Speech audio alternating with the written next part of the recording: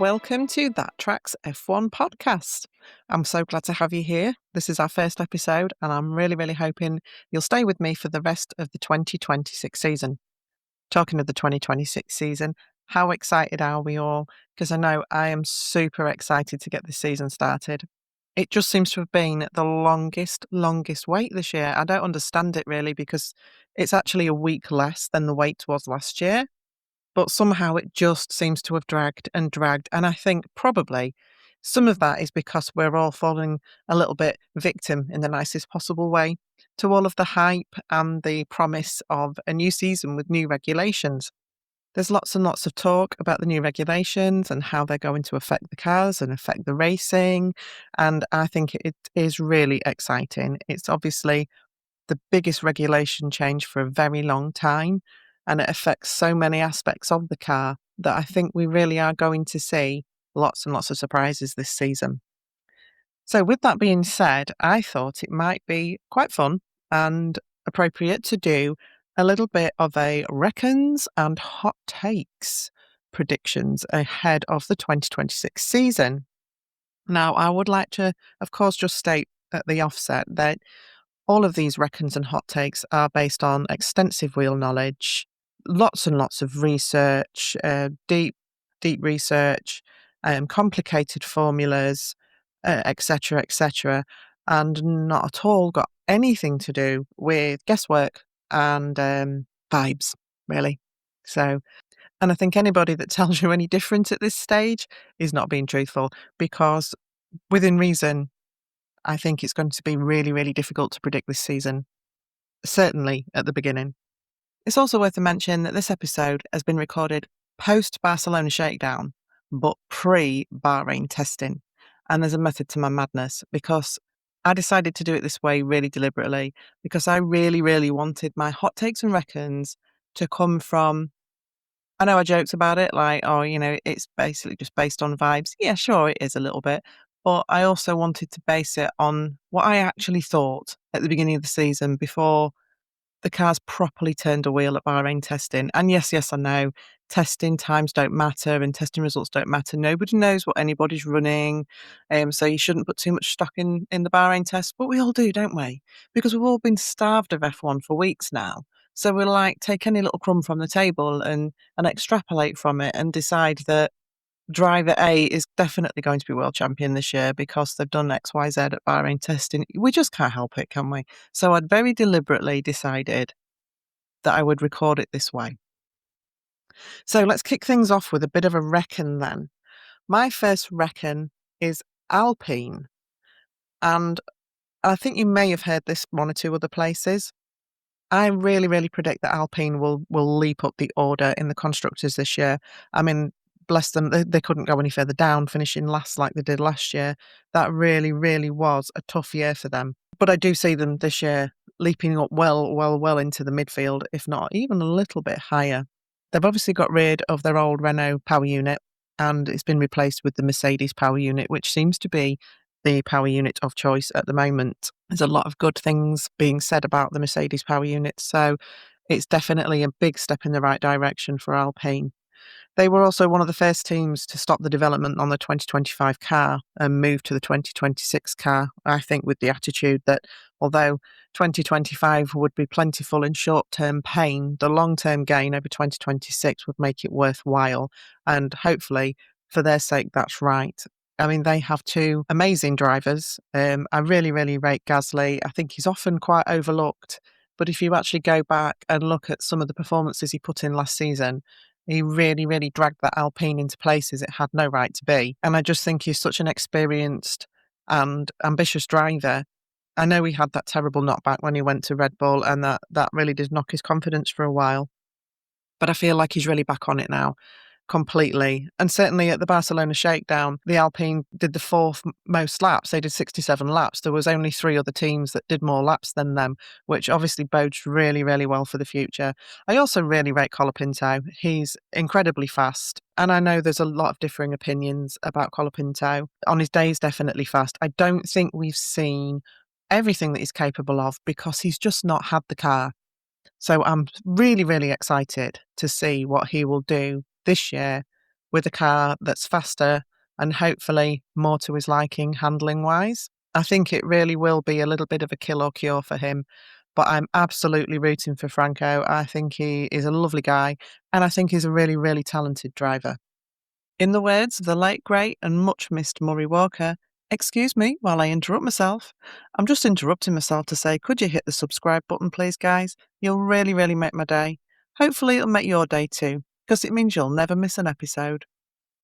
My next reckon is Hadjar. Probably definitely not a hot take. I don't think anybody's really not expecting something at least from Hadjar this year. Obviously, there's been much talk about the fact that the second Red Bull seat is cursed. We hear this all the time. We hear that the Red Bull is designed around Max and for Max and with Max in mind, and he gets preferential treatment for everything. Maybe there is a grain of truth in that. It's certainly not been an easy seat. We've seen plenty of excellent drivers take up that mantle of the second seat and really, really struggle. It's that, we've seen Albon, who is a very accomplished and talented driver. We've seen it happen with Gasly. We've seen it happen with Liam Lawson, who had the most awful first two races last season in the Red Bull. I actually had quite high hopes for Liam at the time. I thought that there was a possibility that he could actually do quite well. I thought that he had, there was something about his approach and his attitude and his confidence that I thought actually he will handle a knockback, even if the first few races are not great. I think he will come back from this. I don't think it will necessarily chew him up and spit him out.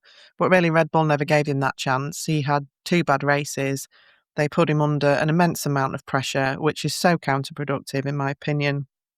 And he was gone after two races. Fortunately for him, obviously, he's back in racing bulls. And although he did seem to struggle to find his footing again once he went back, by the end of last season, he was certainly back on his game. But yes, Hadjar going and taking that second seat against Max. I'm a little divided. Ideally, I think I would like to have seen Hadjar have another year at racing bulls before taking up that seat. But the argument against that is that these new regulations somewhat level the playing field. It's not like last year where he would be going into a team where a car was very much designed, not so much designed, but very much produced around Max. In a car where Max felt very comfortable, in regulations where Max felt very comfortable.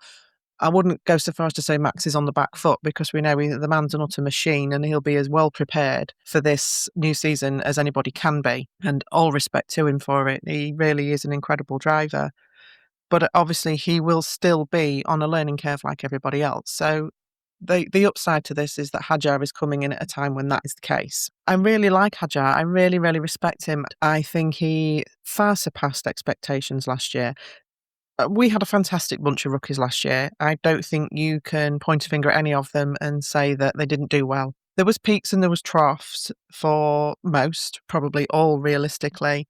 But as a bunch of rookies, I thought they were great. I remember pre-2025 season, everybody talking about the utter chaos that was going to ensue from having all of these rookies in the field, and that it was going to cause chaos, and there was going to be crashes, and it was going to be terrible. And really, they showed what a mature bunch of young men they were. They showed that they were more than ready for the challenge. And Hadjar definitely came out, I think, in the eyes of the public, at least at top of the pile. I could find something good to say about each and every one of those rookies. I thought that Ollie Behrman was phenomenally fast, and I absolutely adore Ollie's attitude to his racing.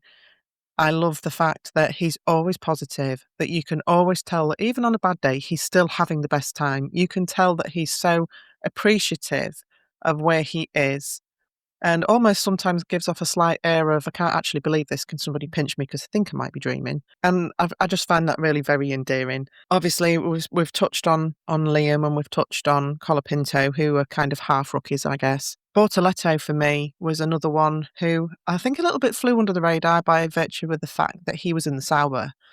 So he was never really going to be up on the podium. Okay, Hulk got his first podium this year, and yay!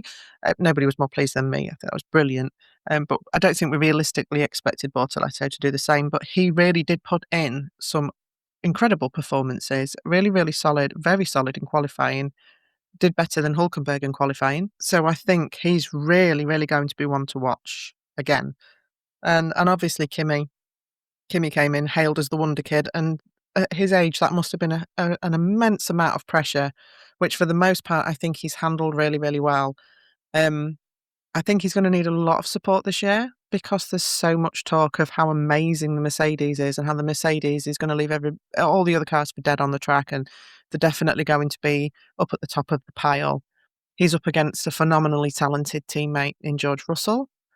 There's lots and lots of talk about George taking the championship this year. So putting all those things together, that again is a lot of pressure on Kimi's still very young shoulders. And I think that people will have higher expectations of him this year than he would necessarily be expected to live up to. But I've digressed. Let's get back to Hadjar. My reckon is that actually Hadjar, will put in a really, really good showing against Max. Yes, he's being measured against what is arguably the best driver on the grid. We have seen, as I've said in the past, that second seat has chewed up and spat out drivers. I actually think Hadjar will handle it. And I think not only will he handle it, I think he'll have a pretty good showing against Max. I think that we won't see Hadjar tailed off miles behind Max. We won't see Hadjar dropping out in Q1 and Max is in Q3. I just don't see that. I think he's mature. I think he's got a very good and intelligent head on his shoulders. And I think that he will take this opportunity with absolutely both hands and learn so much from Max and the way that Max operates that it will really stand him in good stead for his future. I'm predicting that as the car develops during the season as well, you'll really, really see Hadjar come into the fore. I'm not entirely sold on how good the Red Bull is going to be straight out the box in Australia, but as we know with Red Bull, they soon catch up. Give Max a challenge and he's in there. He's in there as fast as he can get. And I really do think that Hadjar is going to be able to keep up, at least to some degree. What I think would be a shame to see would be for either this year or next year, if they stay with the same team, for Hadjar to be cast in that second driver role to Max. You're the rear gunner, you're the support, in much the way that it was for Perez back in the day. Because we forget, don't we, with recency bias, how good Perez was when he first raced with Max. And he really was pretty much up there with him. And obviously that went very backwards very quickly. So I think that it would be a real shame for that to happen to Hadjar. I think Hadjar is better than a second driver. So yes, I think that will be really interesting to watch unfold. And my reckon is Hadjar will keep up. So, moving on, Williams. Yes, there's been lots and lots of talk about Williams, hasn't there? Yes, it's not fantastic that they were a no-show for the Barcelona shakedown. There is no way to dress that up and flower that up and make it okay, really. It's not the end of the world. It is definitely a shaky start, but personally speaking, I have utmost faith in James Vowles. I really rate and respect James Vowles. I think that he's very forthright. I think he's very honest. I think he's very open. I think he manages people very well. I think he has a calmness about him that kind of leaks into the team in a way.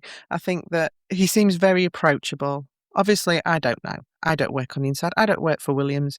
But that's always how he comes across to me, that he is approachable, that he does run that team in a way that all of the team members appreciate him. And there is going to be plenty of development going forward throughout the season. I'm not too worried, really. I have to be honest here and say I've always been a bit of a Williams girl. Williams was the first team I followed when I started following F1 decades ago. Can't believe it's been decades. But yes, I started following Formula One in 1997 and immediately fell in love with the Williams team. Loved Jacques Villeneuve. To me, the Williams drivers were the absolute best and the Williams team was the best. So yeah, I've always had a soft spot for Williams, definitely.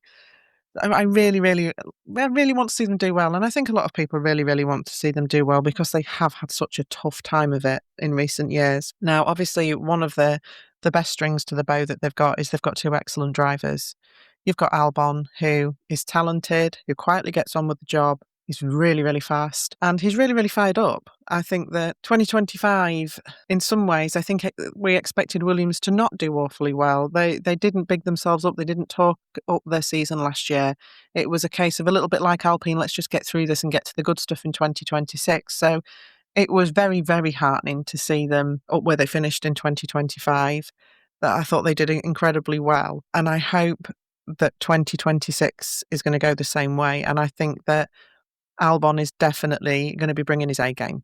Definitely. A lot of people have said that he's never really had a challenging teammate up to Sainz, and that may or may not be true. But I do think that Sainz is definitely a very, very good teammate to have.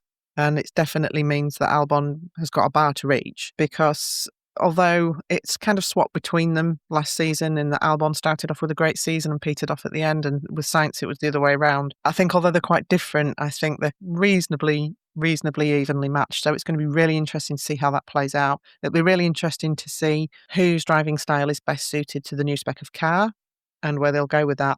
Carlos Sainz, obviously a huge asset to Williams, not just on the track, but off it as well. Really, really knowledgeable driver. So I suppose straying slightly from a reckon into a bit of a hot take. Well, actually, I think it could be quite a lot of a hot take, really.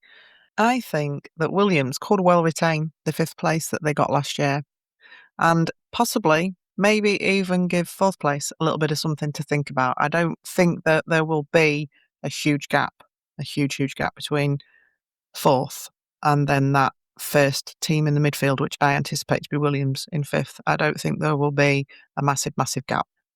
And I may well be wrong. I don't know. I don't see, as I've said, the Red Bull being all that hot out the box. But they will develop. And like I say, Hadjar is a great driver. And obviously Max is the best, no matter, even if somehow Red Bull have created an absolute dog this year, Max will drag it, kicking and screaming over that finish line. He will do whatever it takes. He's incredibly driven. We all know this about Max, and he can achieve things that others would think twice about even trying. That just goes without saying with Max.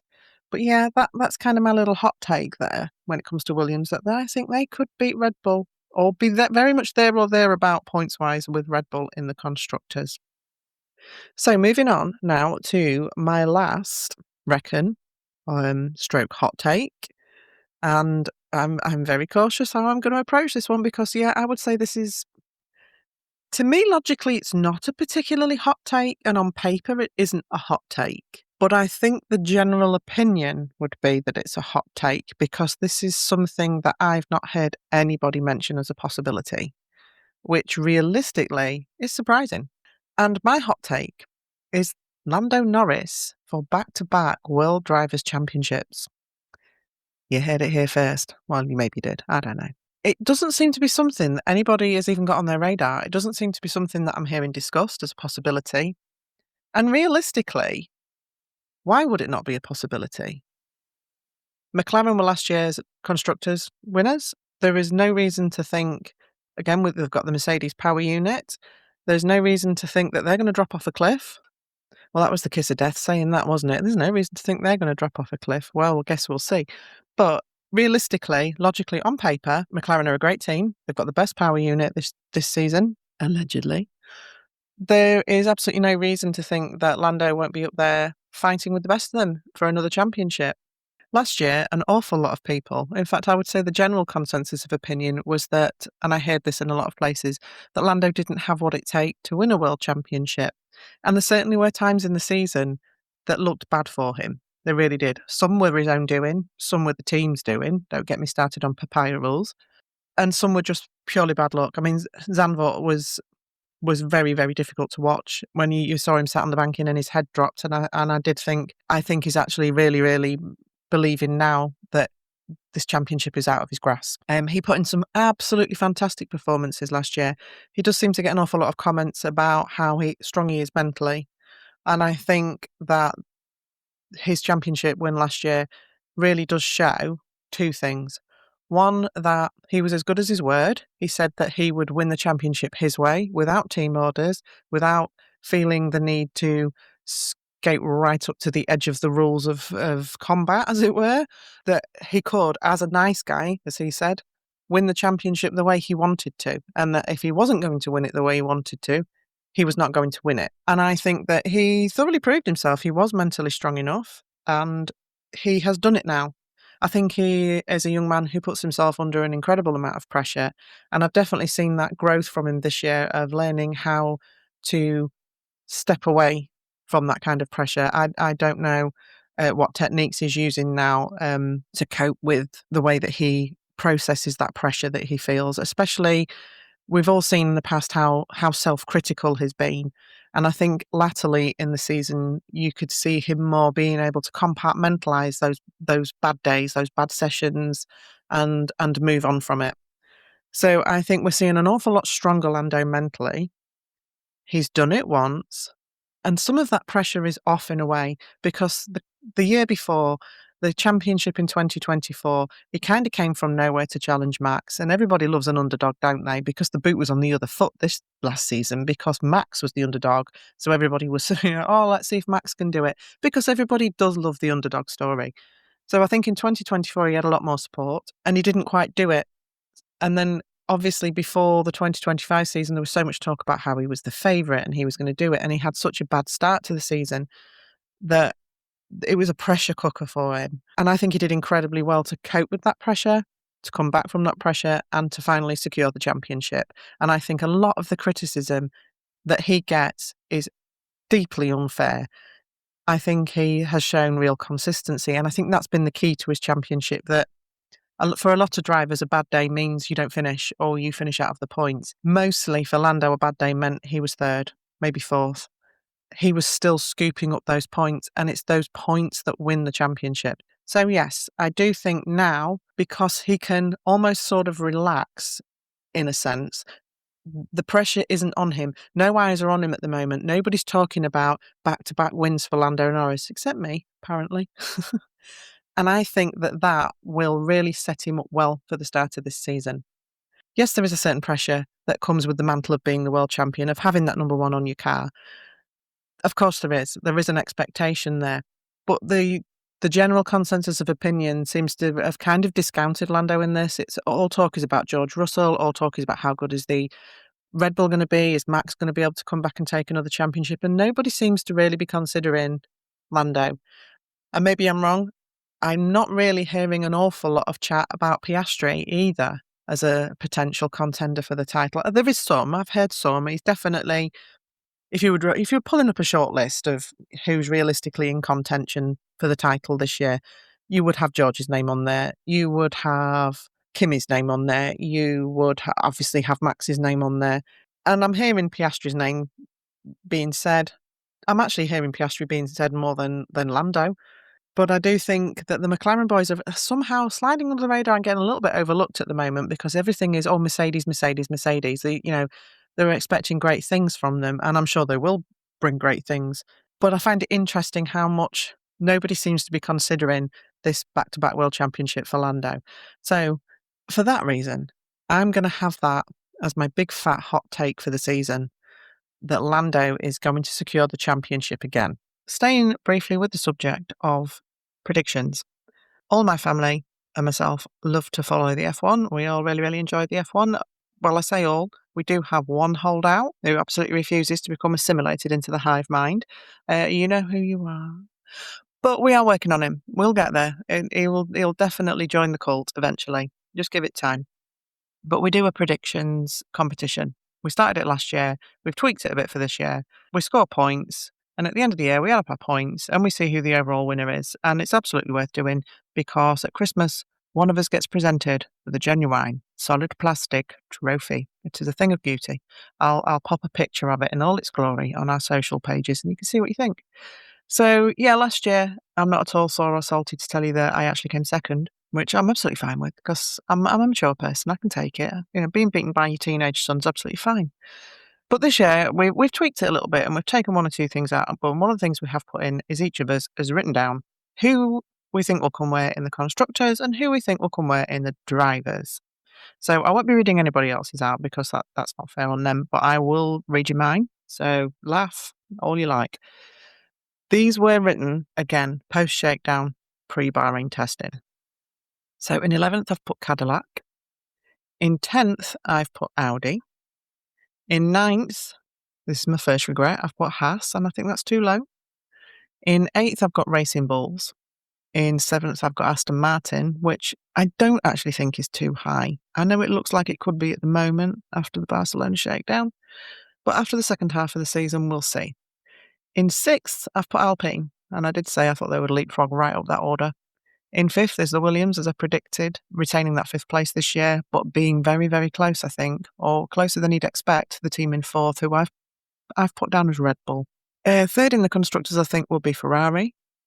And now, second in constructors and first, I swapped these round and swapped them back time and time again.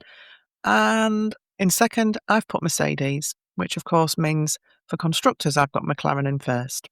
So there you have it. That's my constructors' predictions for the year. So moving on to my drivers' championship placings predictions. Because there's a point scoring competition that I have with the family, some of these predictions may sound like they don't tally with my constructors' predictions, and that's because I'm doing what is known as hedging my bets. Because, you kind of got to cover all bases a little bit. So I feel a little bit bad for where I've placed some of the drivers on this list, but I am hedging my bets a little bit. So in 22nd, I've got Perez, and in 21st, I've got Bottas, because obviously they're in the Cadillac. I have a family member who is absolutely insistent that Perez is going to wipe the floor with Bottas, but I feel that although it'll be close, it'll be the other way around, and Bottas will come out on top, but we'll see. In 20th, and this breaks my heart a little bit to put him here, because I do rate him, I've got Ocon. In 19th is Lindblad. In 18th, I have Bortoletto. In 17th, I have Colapinto. In 16th, Gasly. 15th, I've put Stroll.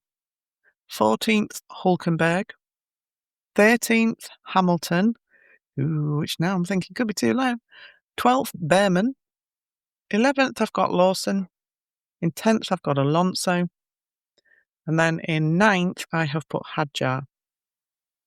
Now, my top 8 are Albon in 8th and Sainz in 7th. In 6th, I have got Leclerc. Again, could be a bit low. 5th, I've popped Antonelli. Now, my top 4, in 4th place, I think will be Verstappen. In 3rd place will be our George. And in 2nd and 1st, well, I guess you guys know who's left and you know who my biggest hot take was. In 2nd, I've got Oscar Piastri. And I do think there's a very good chance that Norris could take back-to-back World Drivers' Championships. So, make of that what you will. I'd be really interested to know what you all think. There you have it. That's my Drivers' and Constructors' Championship predictions. Now, this will be hilarious to revisit, won't it? In a few months' time when the season's over, to find out just how spectacularly wrong I was about everything. And to be fair, don't be too hard on me, guys, because this year is really, really difficult to predict. So if I had just chatted a load of rubbish and none of what I said came to fruition, go easy on me. It's difficult. But it is fun, isn't it? It's fun to sit and have a think about who you think's going to do well and who's not going to do so well, especially when it's more up in the air this year. So yeah. So there you have it, folks. There's my predictions, reckons, hot takes. And I'll be back with some more predictions soon as we get closer to the Australian Grand Prix. Who do you reckon? Who do you think's going to come out on top in Australia? It's going to be so interesting to see, guys. I literally cannot wait. I am counting down the days. Anyway, thanks for joining me, and I'll be back soon with more predictions for the Australian Grand Prix. Signing out for now, here comes the cheesy tagline, That Tracks Podcast. Track the action, join the fun. Bye, guys.